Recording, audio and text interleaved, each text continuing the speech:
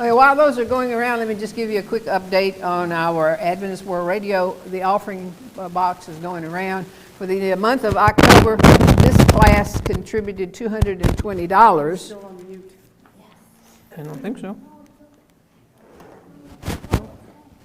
And can you hear me in the back? Okay. And the primary class contributed $13. So it was $233 as of today. We have collected $1,923, which buys 48 of the God Pods because it costs $40 a piece. That's really nice. That's enough almost for a little village in Africa somewhere. So we're doing really well with them. How long did it take us to collect that much? This total 1923. This is for the whole year up to October. Yeah, from January to October. Right. I think it's really good. I'm very pleased with that. Yeah, you all have been very generous, and we appreciate that. Okay, so everybody brought their Bibles. We're going to be looking in the book of Daniel today. This is not a Bible study on Daniel. What we're looking for is something more specific. We are looking for the power that attacks the sanctuary, because this is what we've been studying, the sanctuary. And we find out that there is a power that attacks God's sanctuary. So we want to find and try to understand who the power is and how did they go about attacking God's sanctuary. So in the book of Daniel, we're going to start with chapter 7. Now I'm going to have you read some, but we're not going to read it all. There are just certain selections that I want to focus on. And in chapter 7, the book of Daniel can actually be divided into two smaller books. The first book goes from chapter 1 to chapter 7. And then the second book of Daniel goes from 8 to chapter 12. So you have these two little books inside this one big book. All right, and so we're beginning in chapter 7. Let's give a little background where Daniel is. Daniel is about 70 years old at the time he sees this vision here. And he is still in this country of Babylon. Babylon is still in existence, and he has these dreams, and he sees these visions in the night, and then he gives a description of what he sees from starting with verse 2 down to verse 8. So we're not going to focus, I'm just going to briefly touch on those because that's not where our focus is. And we'll come back to the paper that I've given you after we go over this. So in the dream, he sees the winds of heaven striving on the great sea, and in Bible prophecy, seas represent multitudes and people. Okay, so he sees these four beasts. The first one was a lion. It had eagle's wings. It had a heart like a man. In verse 5, he sees another beast. The second one is a bear. It raises itself up on one side. It has 3 ribs in its mouth. The next beast, the third beast, is a leopard beast. It has 4 wings like a bird, and it has 4 heads. And then he gets to the fourth beast, and this one really catches his attention.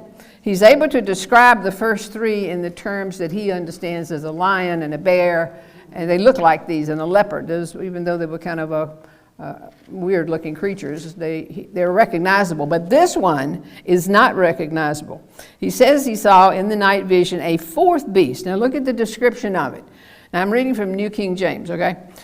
The fourth beast is dreadful and terrible and exceedingly strong. It has these huge iron teeth. It was devouring and breaking in pieces and trampling the residue. It was different from the first beast before it, and it had 10 horns.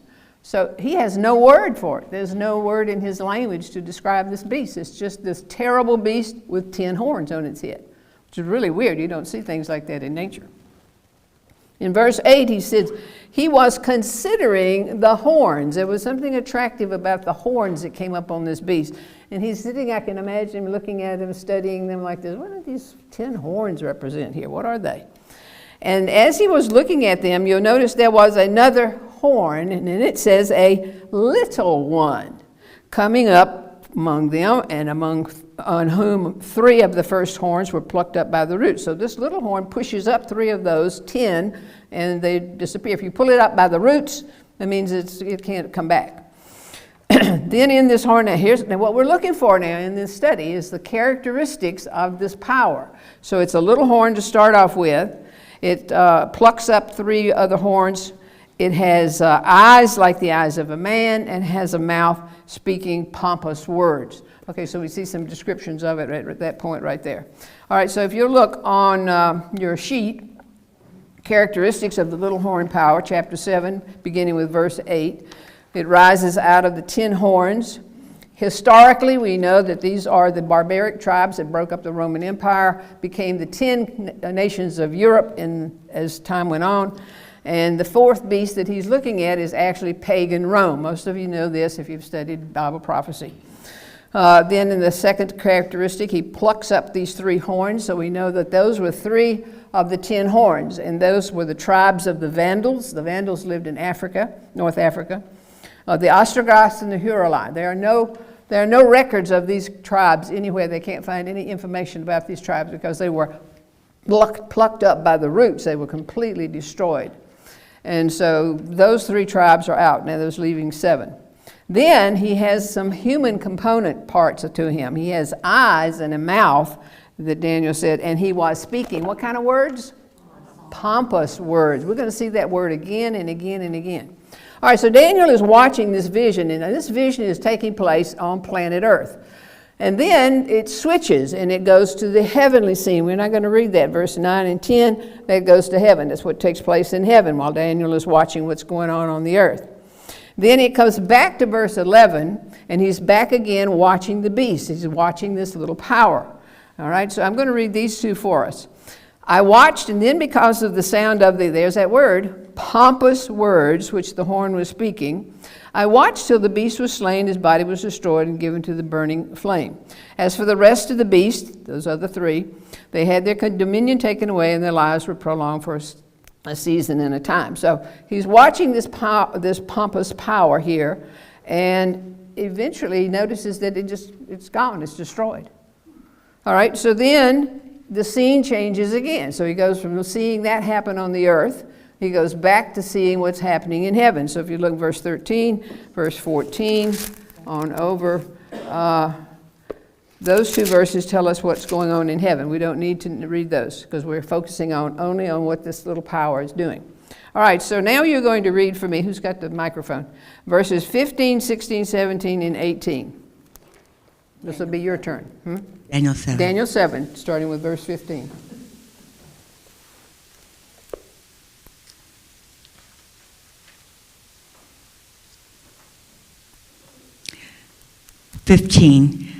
I, Daniel, was grieved in my spirit in the midst of my body, and the visions of my head troubled me.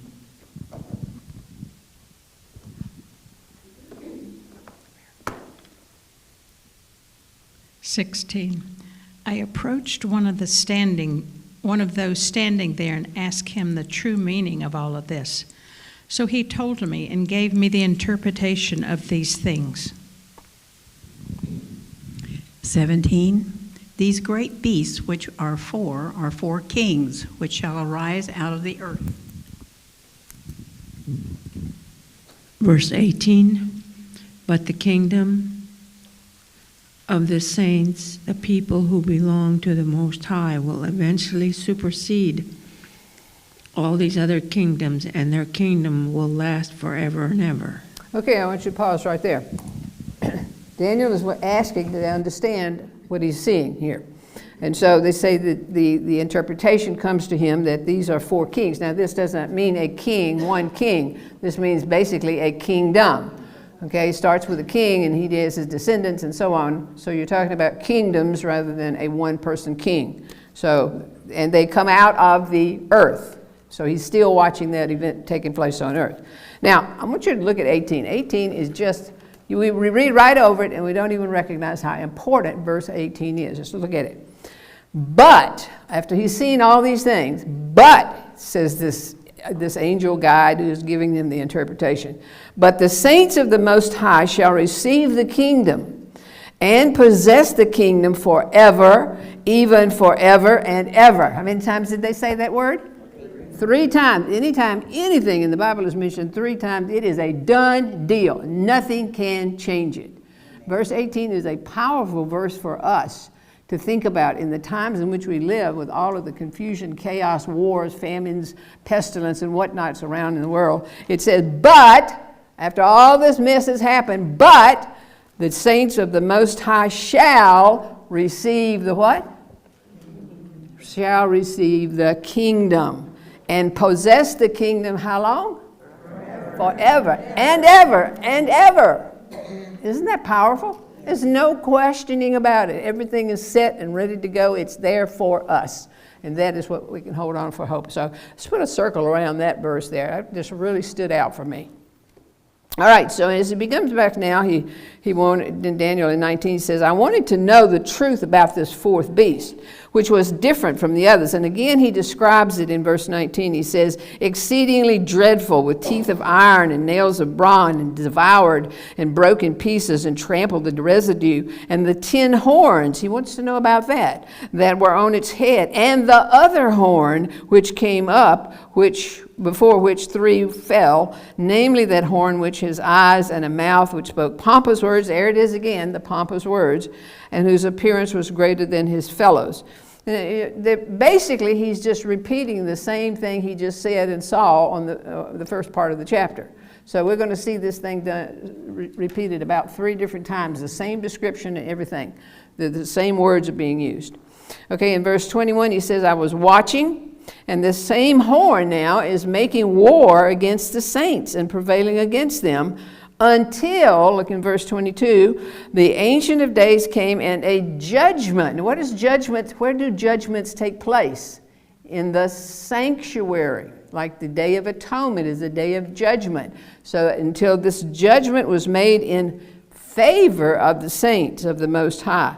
And the time came for the saints to possess the kingdom. There it is again. It refers back to we will possess the kingdom after the judgment of this particular power.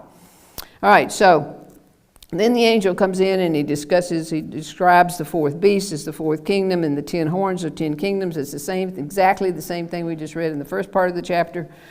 And the saints, look in verse 25, he talks about, here are some more characteristics, but you'll notice at the beginning in 25, what word is used again?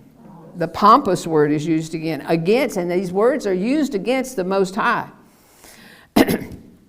And he shall persecute the saints. So it's a persecuting power. So we're seeing some more character descriptions of this beast, of this horn. And then it tends to, here's some more character traits of it. It changes times and laws. Then the saints will be given into his hand for a time and half a time. All right, now let's pause right there and go over to the sheet, beginning with verse 11. If you see it on your worksheet, on your study sheet right there. The little horn speaks boastful, pompous words. In verse 19, Daniel wants to know about the fourth beast and this little horn. In verse 21, we find that the little horn makes war with God's people. In verse 25, very important verse, little horn speaks pompous words against the Most High. He persecutes the saints, changes times and laws, and takes the saints into his hands for 1,260 years. That's times and a half a time in Bible prophecy. All right, so here it is. Here's the description, the characteristic traits of this little part. And we're going to see how that develops as we look at the second part, which is in the book Daniel in chapter 8, beginning with chapter 8. So this vision ends, and it's about 3 years later that Daniel receives this next vision that he has recorded here for us in the Bible. It says it's in the 3rd year of King Belshazzar. This vision appeared to me, to Daniel, and he saw in the vision, let's see, starting with verse 3. And if some of you guys will start reading and read verse 3 to verse 7, through verse 7. In chapter 8? Chapter 8, starting with verse 3. Mm-hmm. Okay, chapter 8, verse 3. Then I lifted my eyes and saw, and there, standing beside the river, was a ram which had 2 horns, and the 2 horns were high, but one was higher than the other, and the higher one came up last.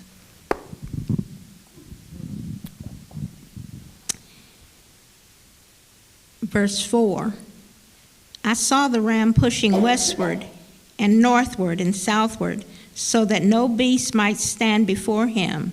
Neither was there any that could deliver out of his hand, but he did according to his will and became great.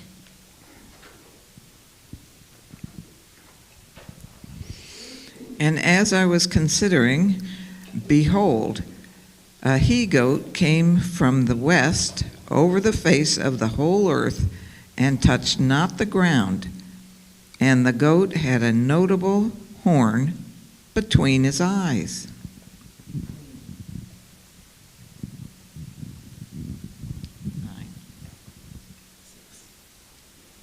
Six.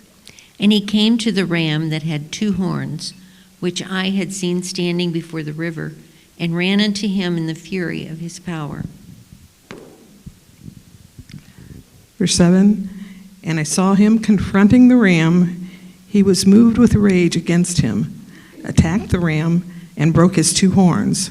There was no power in the ram to withstand him, but he cast him down to the ground and trampled him, and there was no one that could deliver the ram from his hand. Okay. Now, if you look on your worksheet here, we've got Daniel chapter 8. 2 or 3 years later is Daniel's next vision.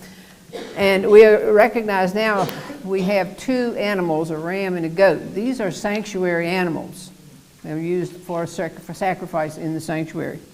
And if you'll notice that the first one is a ram. The rams were usually used in the daily ministry when they come in and sacrifice an animal on the altar of burnt offering. It was a ram. The goat was always used on the Day of Atonement. That one goat, remember there were 2 goats, and one of them would be for Azazel, and the other one was for the Lord's goat. Well, there's this goat, the second animal on here is a goat, so representing the Day of Atonement, or the yearly services.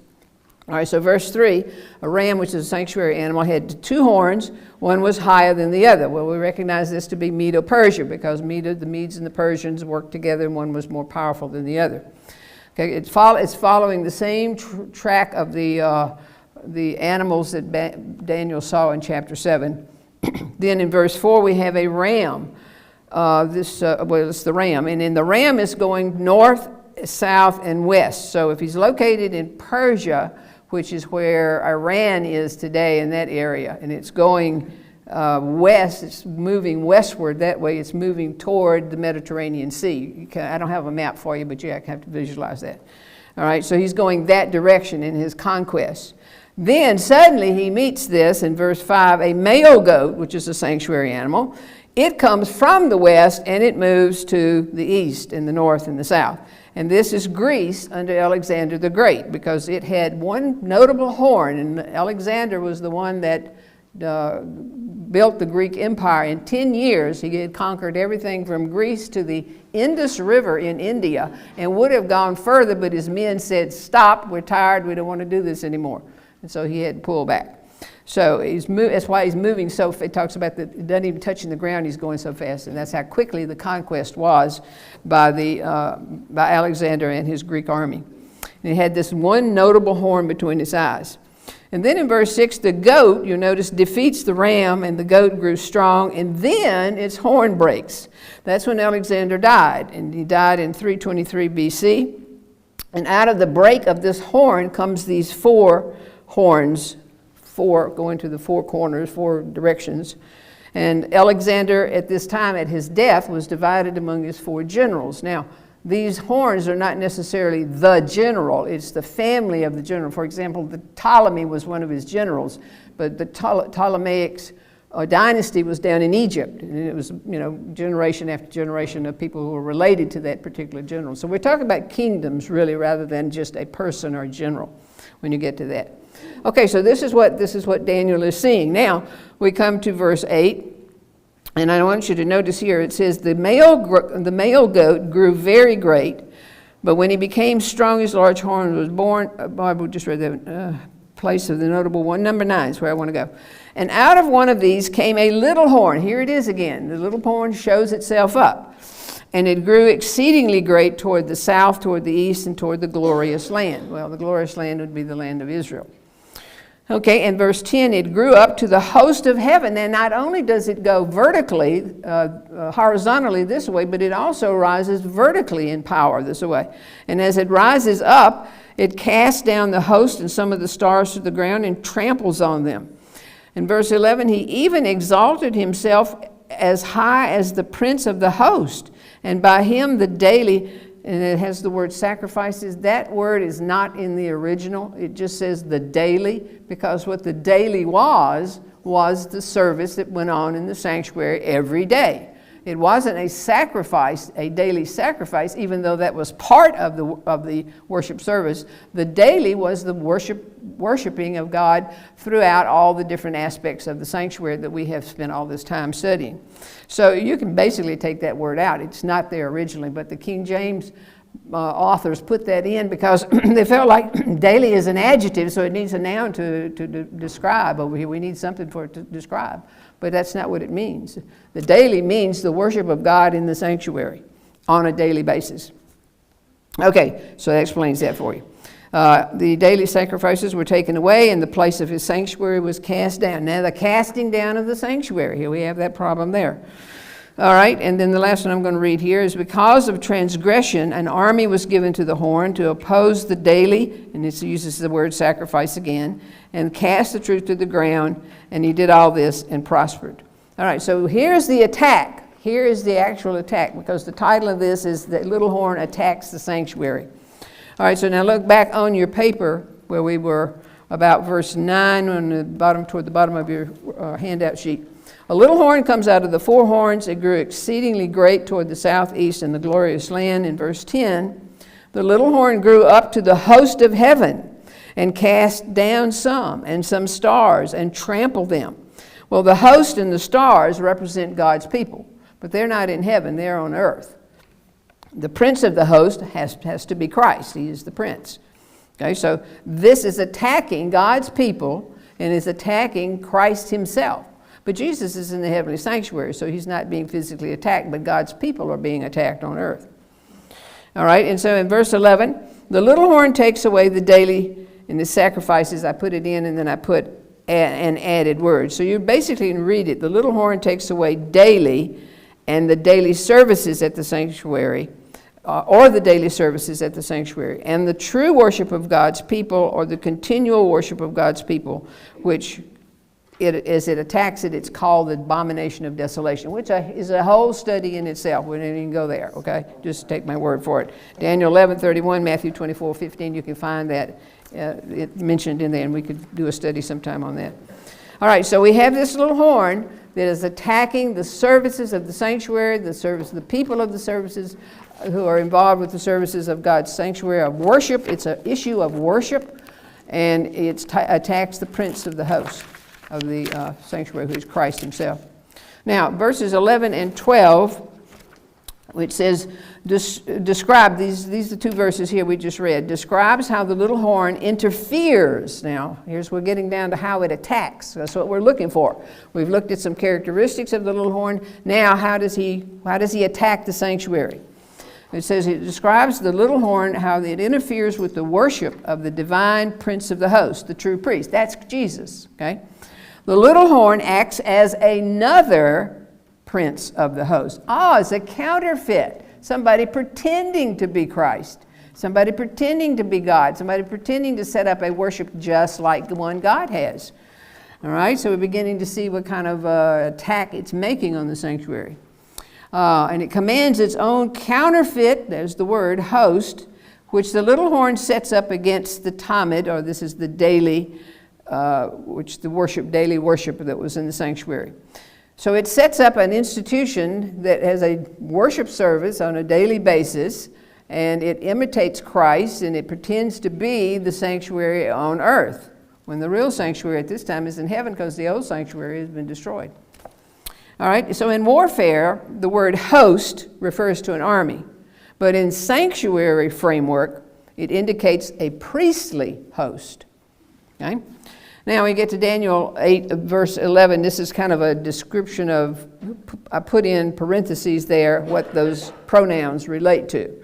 So from him, who is the prince of the host, that's Christ, he, the horn, took away the Tamid, or the worship, on a daily basis. Okay, this is what he's doing. He's attacking the worship service of God's sanctuary on a daily basis. Daniel 11 now is explained. It is the horn. It will set up a host against the daily, or the Tamid, in rebellion. So it is a rebellious power. And then he, the horn, threw down the foundations of the sanctuary, which means he cast truth to the ground. There's no way that little horn could go to heaven and pull the sanctuary down. But it's symbolic of this. The foundation of the sanctuary is its truth, and he cast the truth to the ground. Okay, now so let's look at the next paragraph. Christ's priestly ministry in heaven is not disturbed or affected. Okay, all this stuff is going on planet Earth, going on here. Jesus is continuing his ministry in the heavenly sanctuary. However, the horn power usurps the responsibilities of the heavenly priest and interrupts the continual worship of God on earth. It substitutes the true worship of God with a false sacrilegious worship. Historically, the taking away of the daily, or that worship system every day that went on in the sanctuary, the taking away by the horn represents the introduction of pagan innovations in such as mediating priesthood, a sacrifice of the Mass, the worship of Mary, and the confessional. We're going to look at this in more detail in just a few minutes. These pagan beliefs have taken away knowledge of and reliance on the continual ministry of Christ in the heavenly sanctuary and have rendered that ministry inoperative in the lives of millions of Christians. So you see what I'm saying? It's a complete substitute. And everyone that has followed that and believed that and put their heart and faith in this institution, it's the ministry of Christ, the real ministry of Christ, is ineffective for them because they don't understand it. They don't see it. It's been replaced. It's been as a counterfeit in the place of the true worship of the heavenly sanctuary. So the next paragraph, the horn wages a religious war against the divine heavenly prince, his sanctuary, and his people. It becomes an earthly instrument of Satan's, as indicated by the phrase that the horn power is mighty, but not by his own power. And that's in Daniel 24. It's right down at the bottom of the page. You want to read, you can look at that real quick. Daniel 8:24 says, his power, speaking of the horn, is mighty, but it's not by his own power. He's getting his power from somewhere else. And that somewhere else is the devil. Okay, so he goes on. It becomes an instrument of Satan's, its power comes from Satan and is a part of the cosmic war that is being fought on two levels, one in heaven, one on earth. So there's the controversy, there's the attack, there's the warfare that's going on. It is all the more important that believers demonstrate, and he's talking to us now, that believers, we demonstrate an unswerving commitment and loyalty to the continuous service of God, a life of uninterrupted worship, and of course to uphold the sanctuary truths and the true way of salvation in which Christ is our sacrifice and our high priest.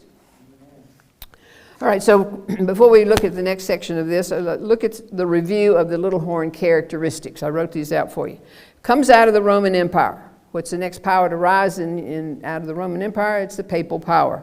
He has eyes and it has mouth. It's a person, a human being type of institution. He speaks boastful and pompous words, makes war with God's people, persecutes the saints, changes times and laws, rules and persecutes for 1,260 years, and the date would begin in 538. That's when the Bishop of Rome was given the power to be a civil leader as well as a religious leader. And he goes to 1798 when he received the deadly wound, which we find in the book of Revelation, chapter 13. Number 8, it attacks the sanctuary, the host, the stars, the prince of the host, God's people and Christ himself. Number 9, it changes and disrupts true worship and replaces it with false worship. Next page. And of course, we know this power historically. We can prove this historically, as well as prophetically, that it is the Roman Catholic papacy. It is not the people of the Catholic Church. They have just been misled by this power. It is the papal power. And you know it's been in existence long, and you see it rising again. He's everywhere, the Pope representing the papal authority. He's everywhere. He's in Saudi Arabia. I just saw him over there.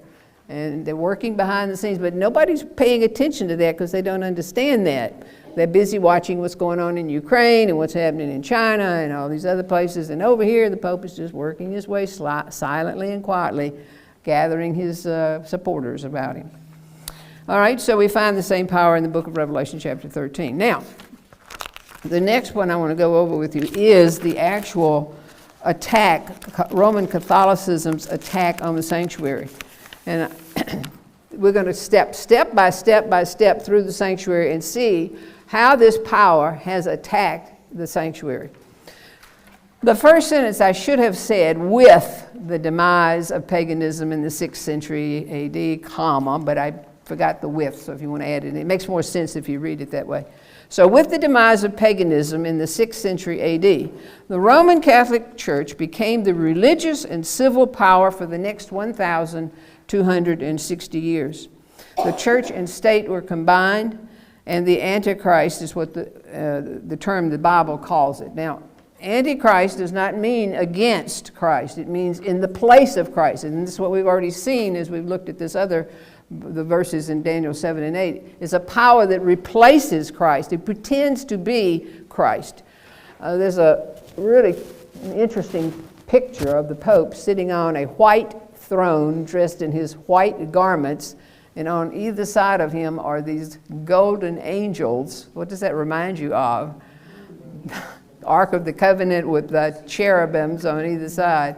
There he sits in his regalia between the cherubims. He sits between the cherubims, showing himself that he is God, so he thinks. But that's quite a striking picture when you know the history of it and you see that, whoa, well, look at that. He thinks he's God. It's amazing. And another one I'm going to throw out to you, if you've never seen this before, it's, I think, Paul VI, Pope Paul VI. It's an auditorium in the Vatican City that when you walk inside, it looks like a serpent. Has anybody ever seen that? Google this. It will blow your mind. You walk inside, and there's the serpent's eyes, his teeth, and it's a building that will hold about 6,000 people. But when you walk in the back door, and they've got photographs of it, it looks exactly like a serpent's head. It is the freakiest thing you've ever. They say, oh, no, that doesn't have anything to do with it. But you can't help but know, if you know here, what we know in Bible prophecy, they are brazen enough to make their building look like a serpent. What's the name of it? It's called Paul VI Auditorium. Paul VI, Roman numeral 6. Paul VI Auditorium. You must Google it and look. Now, don't do it while I'm talking. You do it later on. I know y'all are curious as to what it looks like. But when I saw it, I was just stunned. So that'll be something you can do later on. So I just want to throw that out to you. Okay. And this is in Rome. It's in the Vatican. It's a Vatican City. You know, Vatican City makes up about 14 acres, and they had built this building several years ago. And then the statuette of supposedly Christ rising up, it looks like it's a demonic looking. It's what it looks like. It's really creepy looking to see this weird statue. And the way you can photograph it, it looks like a serpent, this serpent head on the back of the face of Christ. Oh, just creepy. I can't believe they're that brazen, but I guess they are. They feel very confident and comfortable with what they have achieved. Look how long they've been around. I mean, since 538 AD, they've been in power. So, okay, anyway, back to this. Question asked is, what did the little horn power of Daniel 7 and 8 rise to destroy? It is the sanctuary message. That's what they want to do. It's the plan of salvation. Simple as that. He wants to destroy that because he knows if he destroys the plan of salvation, then he destroys the people that God wants to save, that Jesus died for and gave his life for. All right? Now, this is the list. There are 8 things we're going to look at. How the church changed the truth of the sanctuary and cast it down, Daniel 8:11. And so I'm going to read each one of those, and you think about what we've studied, because we walked through the entire sanctuary. We started at the veil to open it. It goes into the courtyard, and then we go to the altar of burnt offering, and then we've got the laver, and you've got the white fence around and all of that. How does the Catholic Church attack each one of those portions of the sanctuary? So the first one is the door, or that's the veil that separates this courtyard from the camp of Israel, okay? So it's like the front door. The door to the court became the church, not Christ. Remember, Jesus said, I am the way and the truth. No man comes to the Father except through me. And they said, no, it's the church. You have to come through the church first. You don't come through Christ. Okay, you are saved through the church. Okay, that's the first attack. The next one is the altar burnt offering. This offering, altar of burnt offering by Catholicism teaches that Jesus never died for you and for your sins. You are saved by obedience to the church and by partaking of the sacraments. Now, what do we call that kind of salvation? Salvation by works, right? Okay. Now, the third one. This is the white linen fence that went around the tabernacle. The white linen fence around the sanctuary is no longer Christ's righteousness, but it's your good works. So you see, every one of these is removing Christ from every one of the things we've read so far. Okay, the fourth one, we were back in the sanctuary after the altar of burnt offering. We moved to the laver. The laver now represents infant baptism, becoming a church member without having the cognitive ability to choose. All right, number 5, they move into the holy place and we come to the candlestick. The candlestick represents the church as being the light of the world to tell you what is right and wrong, but the Pope and the bishops define the truth for you. Catechism is the light, not the Bible. Okay, so that's out. Number 6, the table of showbread. We discussed that here. It becomes the altar of perpetual sacrifice through the Mass. Christ dies daily at the command of the priest. This is, to me, one of the most awful of their beliefs, that they can command Christ to come down to an altar, and the wafer and the wine will become the actual body and blood of Christ, and you will eat that. And it's daily. Remember, the sanctuary was on a daily basis. This is done daily. There's always a Mass being celebrated somewhere at all times of the day around the entire world. And the priests, think about these priests. Some of these priests are pedophiles, and they are the ones that are commanding Christ to come down and be offered up on the altar again. Crazy. Okay, number 7. Now we move to the altar of incense. This is where the priest becomes the mediator. No longer Christ's righteousness and Christ's prayers for you. It's the priest that has to do that. He forgives your sins, not Christ. And you know, when they go into their confessional and they have to confess to the priest, and the priest then forgives them and tells them what to do to amend for that sort of stuff. Christ is left completely out of this.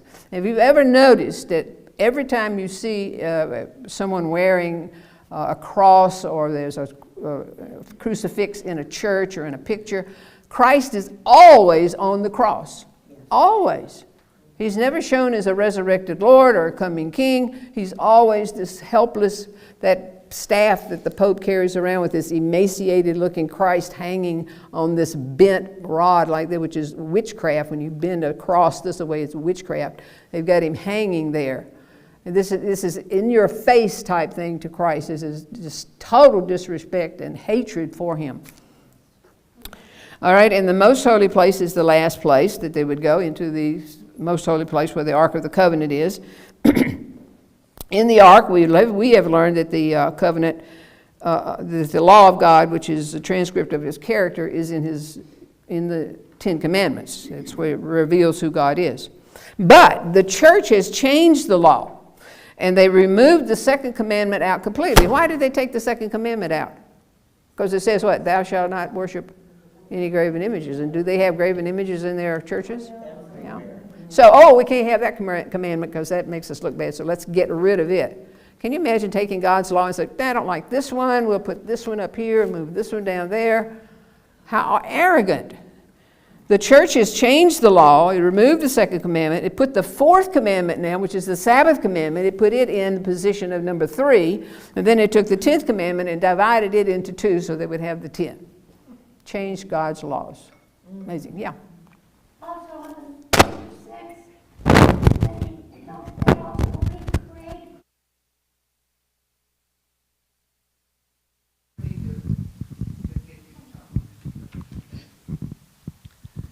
On number 6, about the showbread and that, don't they create Christ when they make they take him away as the creator, because they create the blood and the body, so they're creating God. Yeah, that's right. I'm sure you can find a lot more examples. So they take him away as the creator too. Yeah, right. That's very good. Good point. Thank you. Okay, so now continuing on down, the entire plan of salvation has been totally changed. This is the attack on the sanctuary. This is what we're trying to find out. What is the attack? It's changing the plan of salvation. It's doing away with it, in effect. It is an abomination that makes desolate, and there is no way left for anyone to be saved if they follow this. Christ distributes his merits to us by our faith in him. Remember, he imparts his righteousness. We talked about impute and impart. Christ imparts to us his righteousness as we are sanctified. He does that. However, in the church, the Pope is the one who distributes the merits from his treasury of dead saints. You know, they can earn these so-called merits in their life, and then when they die, they can be distributed to other people. How that works, I don't know, but this is what they say. Okay, you must pay the price for your own sins because Christ never died for you. Thus, they invented purgatory. So, how can you get merits applied to you if you're in purgatory? Well, if you're dead, you can't do it, but your family can, and it can go and buy these passes, I guess you could say, to get out of purgatory and go to heaven. And the Pope will grant them, depending on how much, of course, you put out and how much you pay. And thus, the Pope becomes the mercy seat. So here we go again. So every part of the sanctuary has been tampered with, has been changed. They have made it desolate. Even teachings like what we see today in many Christian churches, futurism, preterism, all of these things have been corrupt. Everything has been corrupted by what they have started out. Because unfortunately, when the Protestant Reformation came along, it did not completely reform. They left a few things that belonged to the church. That's why the Catholic Church is calling them back, and many Protestant churches are interested in rejoining back with the Catholic Church. Bad news, that they need to know this sort of stuff. Okay, then I gave you a few references there. All right, the last part right here, I think we have time to put this in. The little horn's attack on the sanctuary, the question of how long, and this continues on in the book, chapter 8. So the presumptuous acts of the little horn leads to the angel crying, how long? This is in Daniel 8:13. I heard a holy one speaking. He says, how long will the vision be concerning the daily sacrifices and the transgression of desolation and the giving of the sanctuary and the host to be trampled underfoot? The angels are anxious to know how much longer, how long will this go on? And we want to know, how long is this going to go on? It says, watch the sequence of power as it rises and falls. We talk back to the ram now. The ram magnified itself, and its fall came after the goat's attack. Then the goat magnified himself exceedingly and had its large horn broke. But the little horn power is second to none when it comes to exalting itself.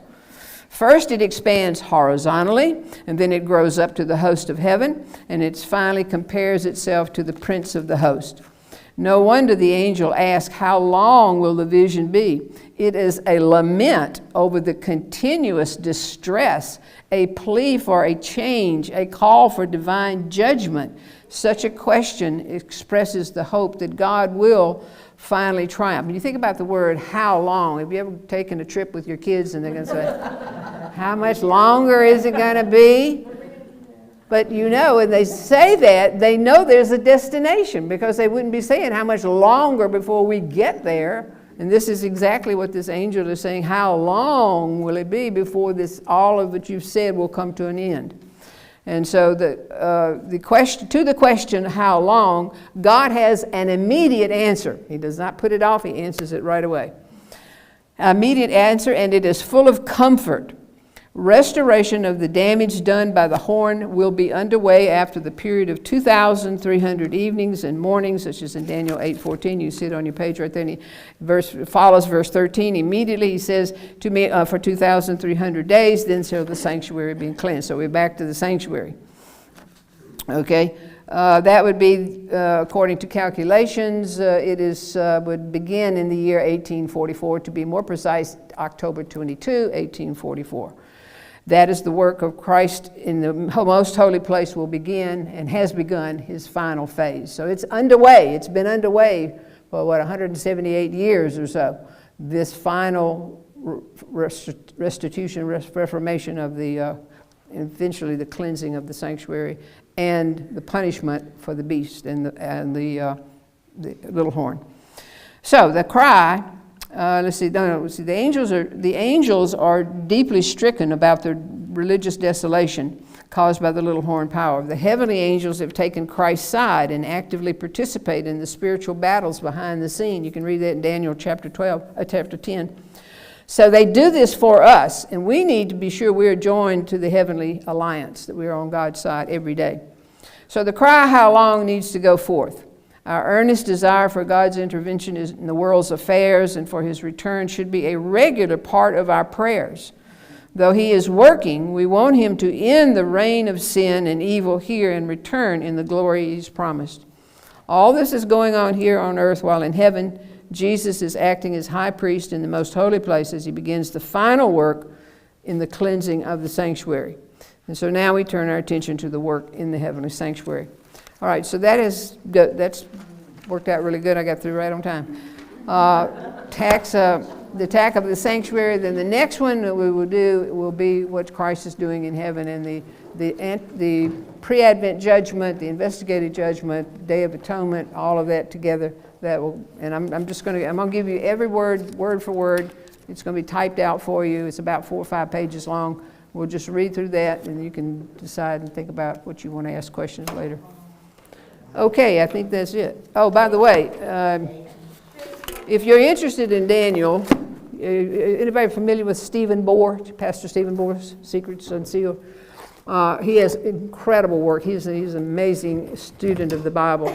But this is his book on Daniel, and there's 117 pages just on chapter 7 that he's written. It's 479 pages in this book right here.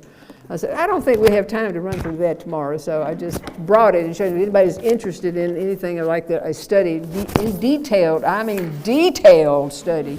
I mean, in history, he goes back into history, and it's just all sorts of fascinating things. It's a wonderful study, but it costs $50 too. Okay. We're going to have a little quick prayer, and then we're going to do our time of intercessory prayer. Father God, thank you so much for being with us this morning, for the message that we've heard. Be with us now as we continue our worship. I pray in Jesus' name. Amen.